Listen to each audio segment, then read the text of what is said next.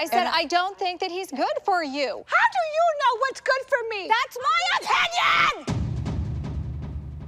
Don't you get it? Why can't anybody have an opinion but you? Hi there, Unfiltered here. Yes, BTS is weird for that. Let's stop pretending otherwise. It's been weeks since V was announced as a global ambassador for Coca-Cola, and the mental gymnastics from parts of this fandom have been impressive. Every excuse in the PR playbook has been used, from everyone else does it, to it's not that deep. But it is. It is that deep. I'm not saying cancel BTS, neither am I pretending that they single-handedly control geopolitics. However, it is important to acknowledge and recognize that when you've built your global image on empathy, social consciousness, and moral clarity, your choices matter. Who you align with matters. V's Coca-Cola deal and BTS's Tiny Tan's McDonald collaboration was the last straw. BTS has been moving a little strange for a while now. The brand collabs, the creative partnerships, the sudden friendliness with certain artists. It's starting to feel like the speak yourself message is turning into sell yourself to the highest bidder. And my God, fans are twisting themselves into pretzels trying to justify it. Well, other K-pop idols work with boycotted brands too. Sure, but since when did mediocrity become your moral compass? The hypocrisy cuts both ways. Yes, other idols should be held accountable too, but that doesn't magically erase BTS's actions. This is a group that stood on the UN stage talking about self-love, empathy, and social responsibility. They partnered with UNICEF for Love Myself. They have passed lyrics condemning the terrible actions of their governments. Namjoon once rapped against AI's rise, only to now post pictures with OpenAI staff. They were the blueprint in K-pop for using stardom as activism. And armies ate it up, even used this to attack other fandoms. So when they turn around and collaborate with corporations like Coca-Cola and McDonald's, brands currently facing boycotts for their ties to Israel amid an ongoing genocide, it's jarring. This is the most I have ever seen armies exit the fandom. Fans' expectations did not come out of nowhere. It's a response to their carefully crafted image. No one's saying BTS can stop global atrocities with a Weverse post. They can't fix Palestine, Sudan, or Congo with a single tweet. But their platform reaches hundreds of millions of people. Silence is a statement, and every endorsement is a stance. It's also not lost on me as a Black woman how differently K-pop fans, and honestly, the world at large, treat the genocide in Palestine compared to those in Sudan or Congo. Let's call it what it is, anti-Blackness. But that's a whole other video in itself. The reason there's so much backlash over Palestine, though, is because there's no plausible deniability left. There's too much publicly available information about which companies are funding or profiting from the violence. Too many people, fans included, have spoken up, shared resources, and reached out directly to idols for them to keep pretending they don't know what's going on. Take Mark from NCT, for example. Earlier this month, he collaborated with McDonald's, a company that two of his own group members have spoken in support of the boycott, by the way. And as expected, the backlash was immediate. He lost over 100,000 Instagram followers, and even NCT's group account saw a drop. During a recent NCT Dream livestream, Yeonjun brought up the ad, and the moment turned awkward fast. You could see that the staff behind the camera signaling for them to drop the topic. It's obvious that both SM Entertainment and the members, except maybe Yeonjun, who seemed oblivious because he bought it up, know that the collaboration was controversial. They're just banking on the outrage fading. Their fandom, unsurprisingly, seems divided. The mental gymnastics of stan culture aren't random. They're ritual, even religion at this point. And like any religion, they're built on devotion, denial, and delusion in equal measure. To be honest, it's not just about BTS or NCT or any single group. It's the entire ecosystem of celebrity worship. K-pop stans, Western pop fans, even influencer armies. Everyone's playing the same psychological game. Protect the idol, the celebrity, or influencer, and preserve the fantasy. For a lot of people, standing isn't fandom anymore. It's identity. Your fave isn't just an artist. They're your mirror. Their success feels like yours. Their values are your values. So when they do something that contradicts those values, disappointment is the smaller problem, and identity crisis is the bigger one. That's why suddenly you see armies, Blinks, Swifties, Barbs, Beehives, and every other stan faction pulling out the same tired lines. They didn't know.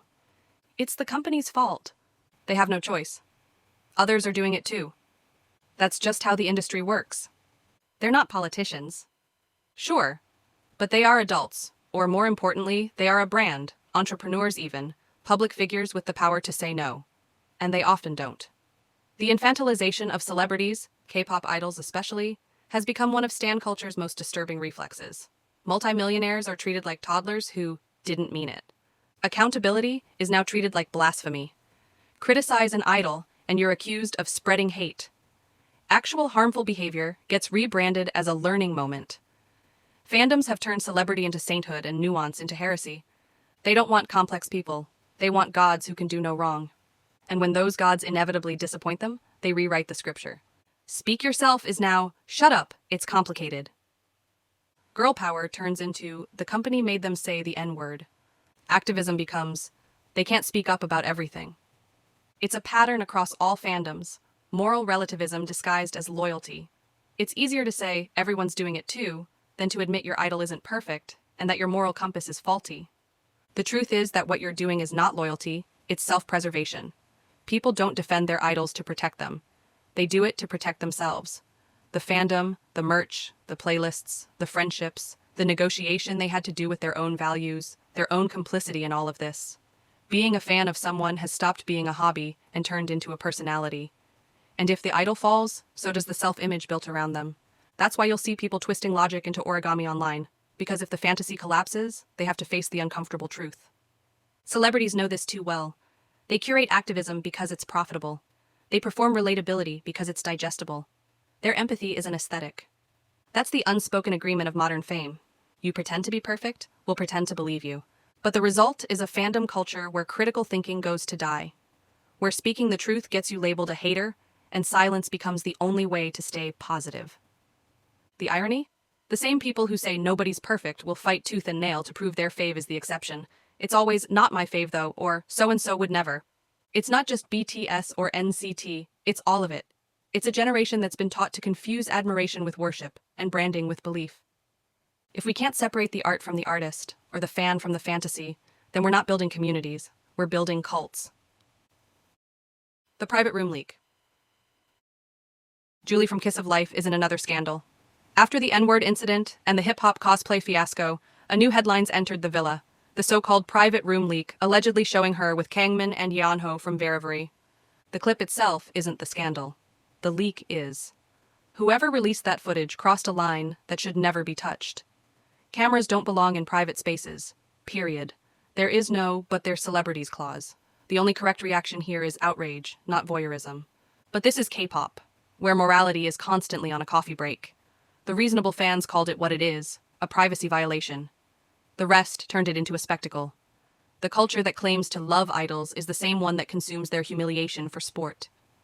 Fans demand access, confuse obsession with loyalty, and treat surveillance as entertainment. And predictably, the woman takes the fall. Julie's name dominates every headline while Kangmin and Yeonho are treated like props in her scandal. The misogyny writes itself. When a male idol slips up, it's unfortunate. When a woman does, it's evidence of character. I'm not saying men in K-pop don't face backlash, they absolutely do. But the scrutiny is never equal. Women are almost always dissected more brutally, shamed more publicly, and remembered longer for the same mistakes. Let's drop the pretense. Idols date, drink, vape, and flirt. They're not robots assembled in a factory. They're human beings living under a microscope. Expecting purity while invading privacy is hypocrisy at its finest. S2 Entertainment's statement, vague but firm, was the right move. They know outrage spreads faster than truth, and silence only feeds the mob. Once momentum builds, it's unstoppable. I don't care what was happening in that room. The act of leaking it is infinitely worse than anything it shows. Whoever shared that video deserves real consequences. What's even more disgusting is seeing some people claim she deserved it because of her past scandals. That logic is rotten. Yes, the N-word incident and cultural mockery were ugly, but that doesn't erase her right to privacy. That's not accountability. That's revenge disguised as morality. Julie doesn't deserve this. Nobody does. The only thing truly indecent here isn't what was caught on camera. It's the audience that keeps hitting replay. Girl set rebrand. JYP and girl group mismanagement. JYP cannot manage a girl group to save his life, and Girl Set just proved it twice. VJ is gone, Girl Set is here. But are they really? Let's call it what it is, a Cat's Eye wannabe. JYP saw how well Cat's Eye was performing and said, that was supposed to be me. So he dragged VJ out of the basement, slapped on a new name, and called it a rebrand, even though the group clearly wasn't ready, equipped, or inspired for it.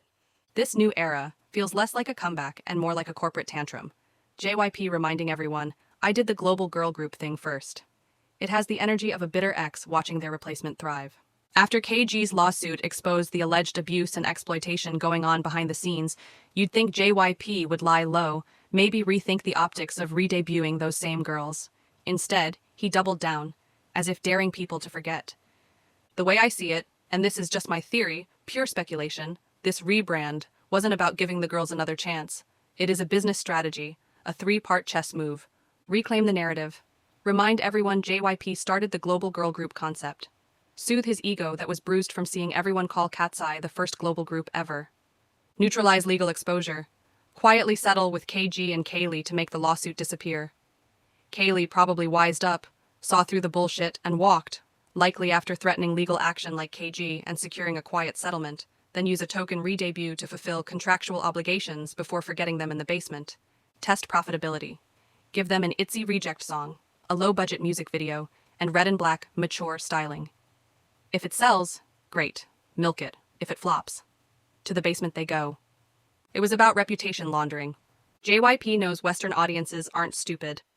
The same Western press that has long dragged K-pop for its exploitative trainee system isn't about to warmly embrace a second debut of the same girls tied to that exact controversy. Just look at the comment sections of any girl set video. People haven't forgotten the KG situation. They're cautious, skeptical, and rightfully so. You think JYP is going to actually promote a group that's become a living reminder of everything the industry gets called out for? A group that's basically a walking ad for brand damage? Be serious. To properly promote them would also be to bring attention to the KG situation. Mark my words, within a year, JYP will announce another global girl group project. Fresh faces, clean slate, no legal baggage, a do-over built from the ashes of Girl Set. And when that happens, people will shrug and say, well, they tried with Girl Set, it just didn't work out. As if the lack of proper promotion was just bad luck. At the end of the day, this isn't about art or ethics. It's about profit. It's about brand reputation. It's about market share. I.O.I carved out a slice of the global girl group pie, and JYP still wants his piece. It's unfortunate because the girls themselves deserved better. They've been dealt the worst possible hand. And when Girl Set inevitably fades, the tragedy won't be their failure. It'll be that they were never given a real chance to begin with. Let's actually talk about the song and the rollout, because wow, Girl Set's rollout has been nothing short of tragic. That former JYP staffer on TikTok who claimed the company doesn't even have a proper marketing team, honestly, didn't need to say a word. One look at JYP's artist promotions and you could have guessed that yourself. The proof is in the chaos. Because tell me, in what world would any functioning marketing team approve the first single for a rebranded group with a messy past to be a song that literally says, spend some money on me, money on me. Excuse me? How about you spend some money on them, JYP? What in the Sugar Daddy anthem was that? The lyrics were so incredibly juvenile. JYP really channeled Ebenezer Scrooge with this rebrand. Stingy budget, cheap visuals, and a chorus that sounded like an I.O.I reject wrapped in VCHA leftovers. The pre-chorus had potential, I'll give it that. But the rest? A sonic train wreck. Short and forgettable, underproduced, and creatively bankrupt. The saving grace here is that the girls themselves have improved. Their vocals are stronger, and it's clear they're putting in the effort to make this work. Camilla, in particular, has that kind of star quality you can't fake.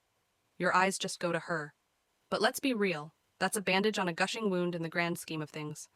The rollout wasn't just bad, it felt disrespectful. Honestly, if I were one of those girls, I'd sue them, not for labor violations this time, but for them playing in their faces with this whole rebrand. And where are the promotions, JYP? Seriously, where are the promotions? Where's the content? Where's the rollout? Where's the effort?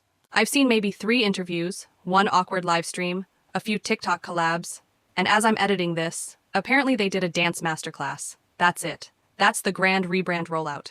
1 song that's barely 2 minutes and fingers crossed that they'd blow up from it.